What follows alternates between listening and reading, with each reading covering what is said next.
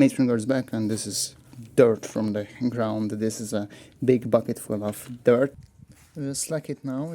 So going to wet it with just water, going to mix it up so it's slacking it as they go, and then we'll collect it tomorrow. So made the dirty water, and as you can see, quite dirty,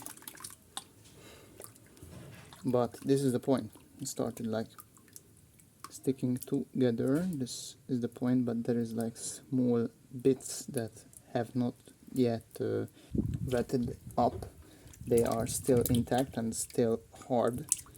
This is this grainy texture. That's why it should be like homogeneously like pasty, not this bitty. That will be solved in 1 day time. This is why they like slack it. But this is the point, and all the debris, all this little haze and all this bullshit that is like very light, it floats up, can be like collected.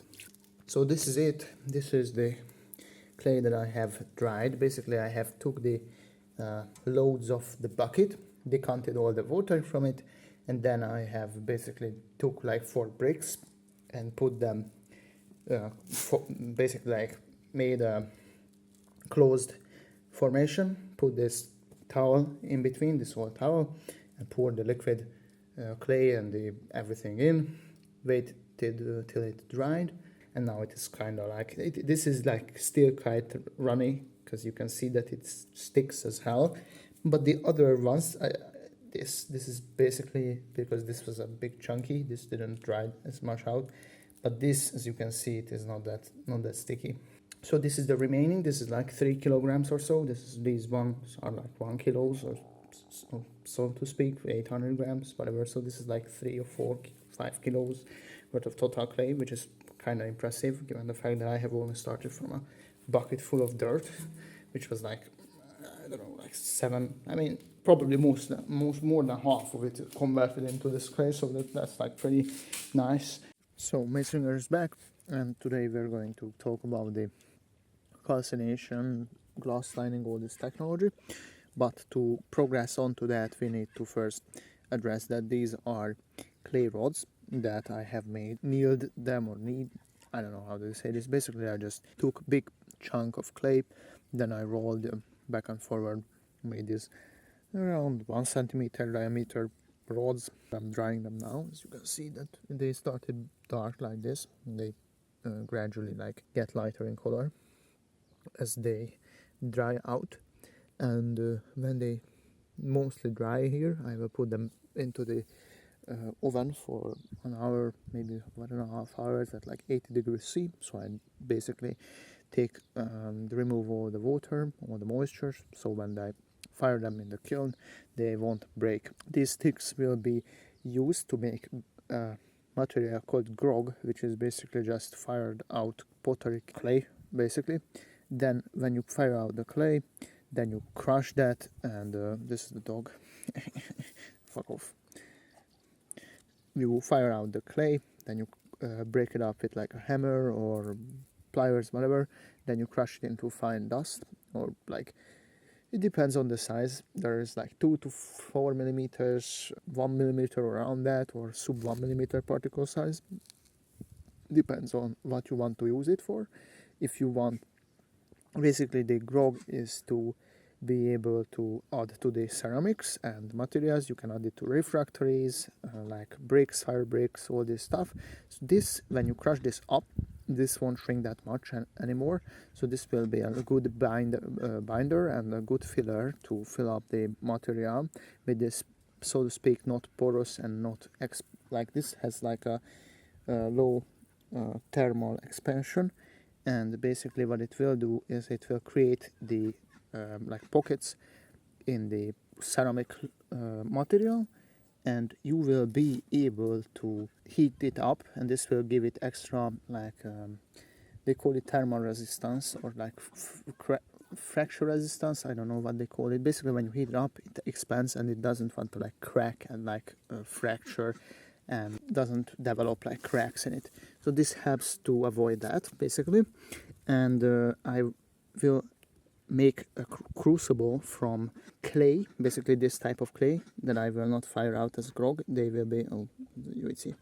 So they will be just the raw clay will be added just with kaolin, and I believe it's supposed to be, I don't know what other, whatever. So there is a recipe to make like a crucible that for the glass to melt in, because now I use the nickel crucible and that cools off too quickly, and I can't, even if the glass freight material mixed and it would be like fully liquid, I wouldn't be able to like totally pour it out, because it would cool off to solidification temperature before I could like pour it into the water to quench it. So yeah, I want to make that, and it's a good trial. And yeah, that will be used not these rods, but the same clay that these came from. So after some waiting on the sun and drying them out, that they are like, wait a minute, gonna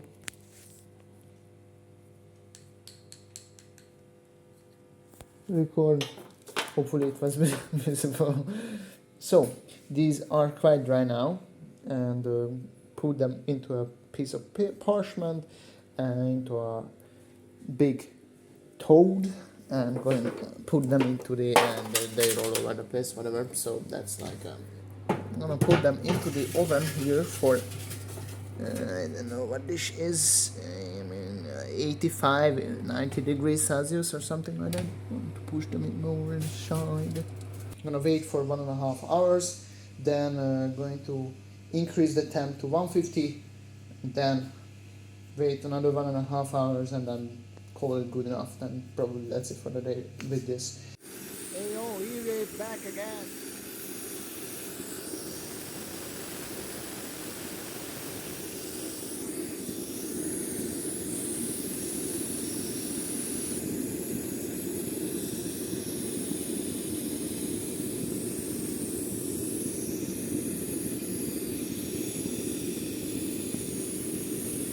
These are the sticks, pillow sticks.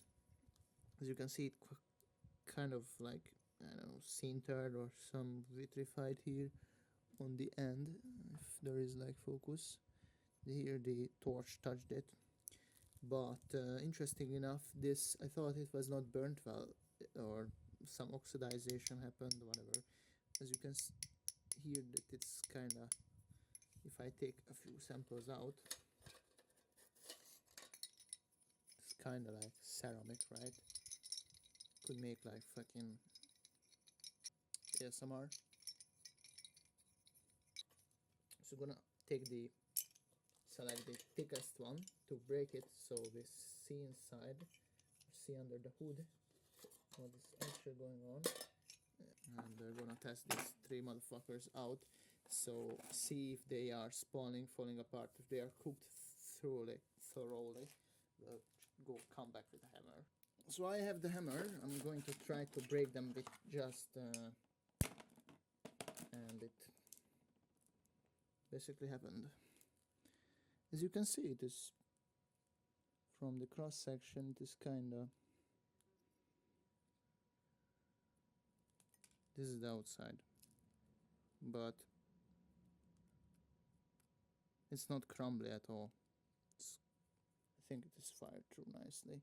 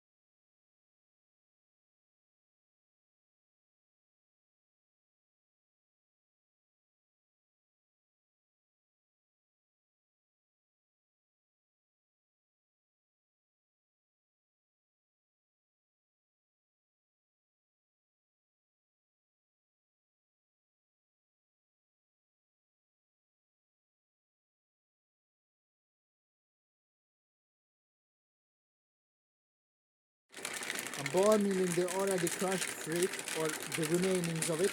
This is the most of it come out, so it's not that irritative. And gonna show you. It looks like cocoa powder or cocoa powder. I don't know what that's called. It's kind of. I have sieved it with like a fine sieve, and this is it. This is like 150 grams. This is like 2/3 or like half of it, hopefully.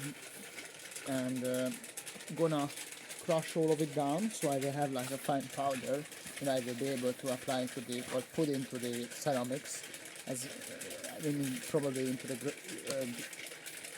in the glaze, as well as the crucible that I will make. It will be useful to act as like GROG, so it fills it up. And in the what do you call this?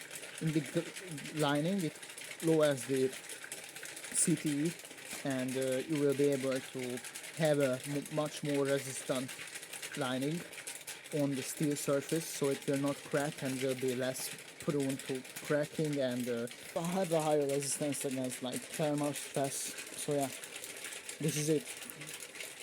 Continue ball milling it down.